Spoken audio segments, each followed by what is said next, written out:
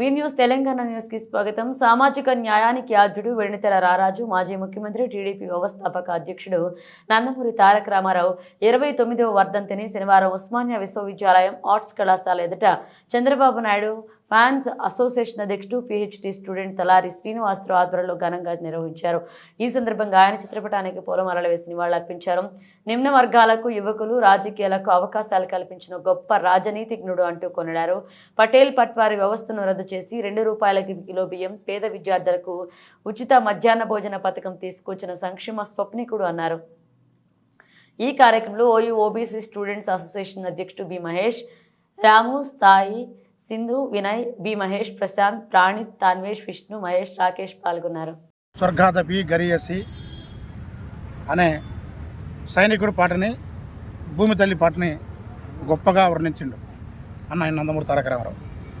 దాంతోపాటు మేజర్ చంద్రకాంత్లో పుణ్యమో నా దేశం అంటూ ఒక గొప్ప దేశభక్తికి నాంది పలికిండు. సినీ రాజకీయ రంగాల్లో దిగ్గజం రారాజు, రాముడుగా, కృష్ణుడుగా దేవుడిని చూసింది మొట్టమొదటిగా మా తరం ఆయన రూపంలోనే. అలాంటి గొప్ప నాయకుడు, నటుడు, తెలుగుదేశం పార్టీ వ్యవస్థాపక అధ్యక్షులు, మా బడుగు బలైన వర్గాలకి రాజకీయ ప్రాతినిధ్యం కల్పించిన గొప్ప దేవాంశ సంభూతుడిగా పురుషుడు అన్న నందమూరి తారక రామారావు గారి 29వ వర్ధంతిని ఈరోజు ఉస్మానియా విశ్వవిద్యాలయం ఆర్ట్స్ కళాశాల ఎదుట ఆయన చిత్రపటాలకి పూలమాలేసి నివాళులర్పించుకున్నాం. వాస్తవానికి ఏంటంటే ఈరోజు అన్నగారి 29వ వర్ధంతి కాకుండా అన్నగారి సినీ వజ్రోత్సవ ప్రస్థానం ఇప్పుడు జరుపుకుంటుంది. రాష్ట్ర వ్యాప్తంగా తెలుగు రాష్ట్రాలు జరుపుకుంటారు.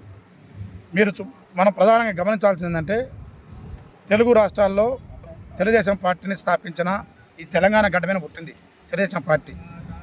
స్థాపించిన 6 నెలల్లోనే అధికారానికి తెప్పించిన గొప్ప చరిస్మా కళ గరీబోళ్ళ దైవం అన్న నందమూరి తారక రామారావు. పటేల్ పటవారి వ్యవస్థలను రద్దు చేసిండు.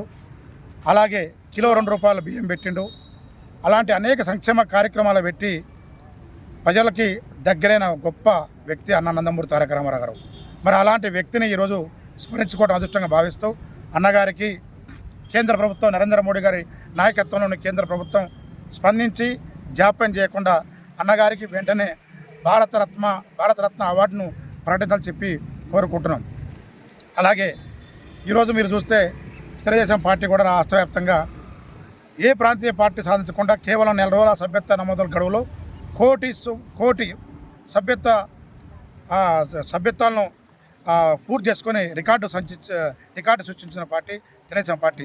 ఆ రోజు అన్నగారు వేసిన పునాదులను ఈరోజు గట్టిగా స్ట్రాంగ్ చేసి నిలబెడుతూ అధికారం తెచ్చి ప్రతిపక్షంలో అధికారంలో ప్రజల పక్షం ఉంటున్న చంద్రబాబు నాయుడు గారి నాయకత్వంలో ఈరోజు పార్టీ కూడా ముందు పోతాం కోరుకుంటూ అన్నగారికి భారతరత్న ఇవ్వాలని కోరుకుంటూ అన్న నందమూరి తారక రామారావు గారు చేపట్టి ఈ రోజంతా రాజకీయంగానే, ఆర్థికంగానే వాయిస్ ఇవ్వగలుగుతాం అంటే, సామాజిక చేతన ఉందంటే అన్న నందమూరి తారక రామారావు గారు చెప్పి తెలియజేసుకుంటూ అన్నగారికి మరోసారి నివాళులర్పిస్తూ అన్నగారికి కేంద్ర ప్రభుత్వం భారతరత్న ప్రకటించాలని చెప్పి కోరుకుంటూ నమస్కరిస్తున్నాను.